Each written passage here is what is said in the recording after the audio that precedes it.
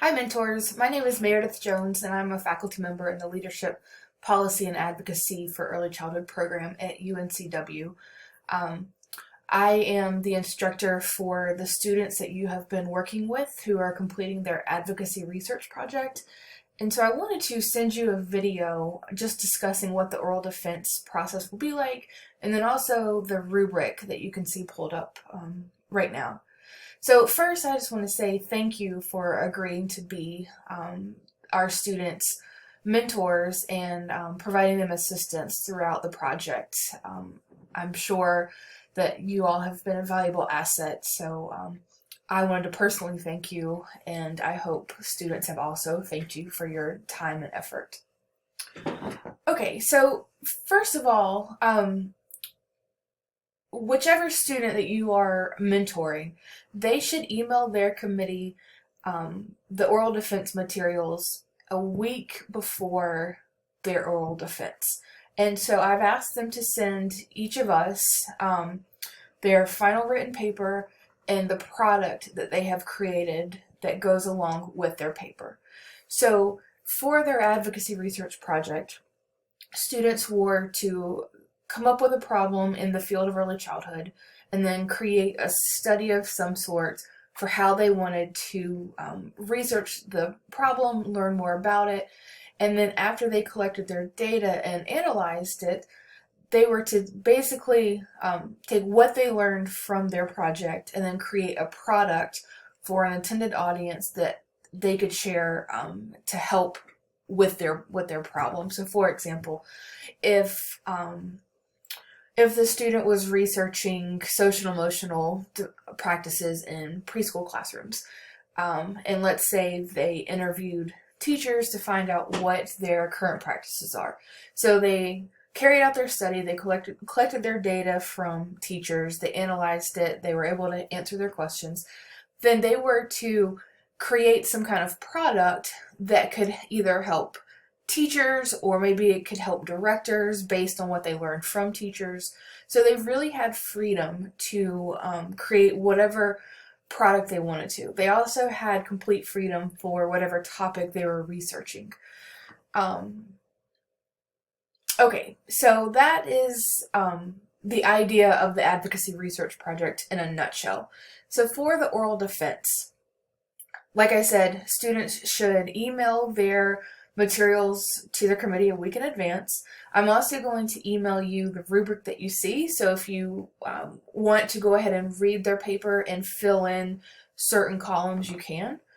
And I'll discuss more about the rubric in just a minute. But the logistics for the oral defense. So this will happen over Zoom, and Zoom is a video platform where just as you can see my screen now, we'll be able to see the student's screen, and then you'll also be able to see them in a video like you can see me right now. I've asked the students to arrange that they are in the same room with you during their oral defense, and this is for several reasons. The first one is by having someone else in the room, a friendly face, if they get nervous, they can see you and know that, okay, I am actually talking to people. They can take the deep breath and relax themselves. The other important piece that if students are in the same room with you, there will be a time after students do their presentation and the committee asks questions. I ask the student to leave the room, and this is the time when the committee members can discuss their work and decide, did they pass with revisions, or did they fail? And so after the committee has that discussion, then the mentor can invite the student back in the room and we can conclude the oral defense. If you're not able to be in the same room with the student, that's fine. That has happened in the past. And so what I do then is I will ask the student to sign out of Zoom, and then I text them whenever we're ready for them to join back in. So there is a way around it, but it is nice if you can be in the same room while they are presenting. The format for the oral defense, so the first part, the student will give their presentation. They will create a PowerPoint where, like I said, they'll pull it up on their screen. We will not see that before. I didn't feel that was as important as the paper and the product. Um, so students will do their presentation and they'll go straight through it. They should talk about their study, and then they'll talk about how their study informed their product. After they do that, then I open the floor up for questions from the committee. I typically will ask the mentor if they have questions, either questions about the student's work or thoughts on the progress of on the process of working with a student. And then we will just, as a committee, we'll ask questions, either if we have some beforehand as we have reviewed their paper and product, or anything that that you thought was interesting or wanted more information about during the oral defense. The student will then respond to the questions, and once all questions have been asked, then that is when I'll ask the students to step out, and then the committee members will discuss the rubric that you see here and any concerns or comments or anything like that. So looking at this rubric, I just wanted to walk through it a little bit. Some of it you can fill in and make notes on once you are reviewing their work prior to the oral defense. There are other, you'll see there's a section on the actual oral defense presentation that we would just fill in either during the oral defense or while we're deliberating and talking. So there's 3 sections to the rubric. There is the final paper, there's the product, and then, like I just showed the oral defense. And so you'll see it going across the top. There are a certain amount of points based on how, if the student did not meet expectations or if they exceeded expectations. And I'm not going to go through each how you want to define each of the points, but something that I did want to talk about is for the first 2 rows, students should be very clear in what their problem is, the research questions that they generated to investigate, and then how did they carry out their study. Now, just keep in mind, this is master's level research, so we're not going to be critical on did they have enough participants, did they do sound methodology. For those of you who have either gone through a master's or PhD and you know what it's like to conduct research, I have asked them questions all along as I've reviewed their work, and I may ask questions about, well, okay, you had a low sample size, what would you do differently to get more participants and things like that. So we're not as focused on making sure that they followed research to a T.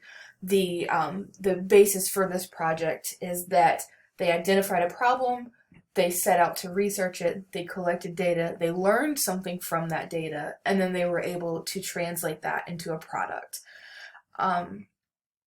We do hope, as a program, we do hope that they have considered or put thought into how they can use this product in real life. So thinking about, have they shared it with the intended audience? If not, what are their plans to? And that's something that we will ask in the oral defense. So those are the 2 things I wanted to clarify about the final paper. Then the final product, like I said, just making sure there's a clear connection in what the student learned from their findings and then how that led to their product. They can either write this or they can state it in their oral defense. Students do it both ways, so if you are reading their paper ahead of time and you don't see that, hold off on evaluating that until the oral defense and see, are they clear about that connection? The same thing with the intended audience. So the audience for the product needs to be logical. So the example that I gave before about social and emotional development in preschool classrooms.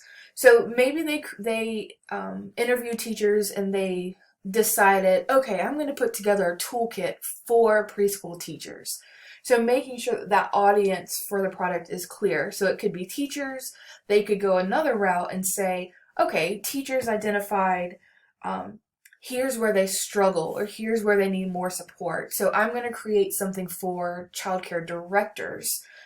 That's completely logical too, but it needs to be identified, and then it also needs to make sense in why they selected the audience, and then making sure that what they created is appropriate for that audience.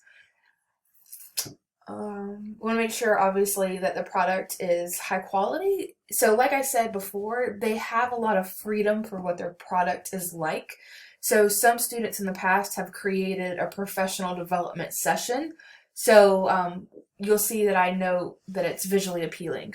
Well, if it's a script of what they may say in a professional development setting, that may not be visually appealing. So you can use your own judgment for how you would rate this, but it does need to be high quality. All right.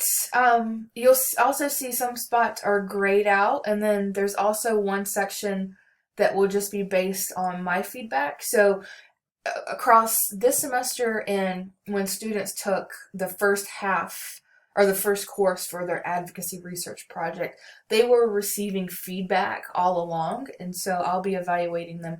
Did they take that into consideration?